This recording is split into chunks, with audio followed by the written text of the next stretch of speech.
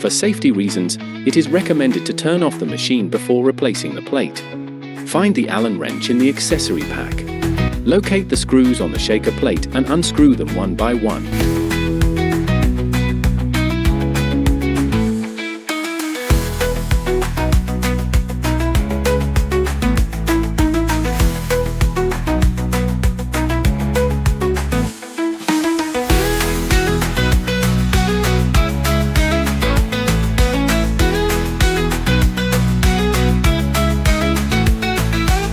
Remove the plate.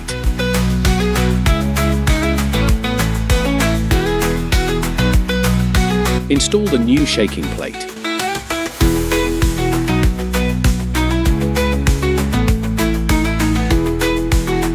Align the holes and screw it in one by one. Note, in the orbital shaking mode, the screws are installed in these 4 holes.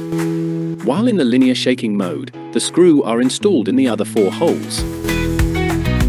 Install the clamps.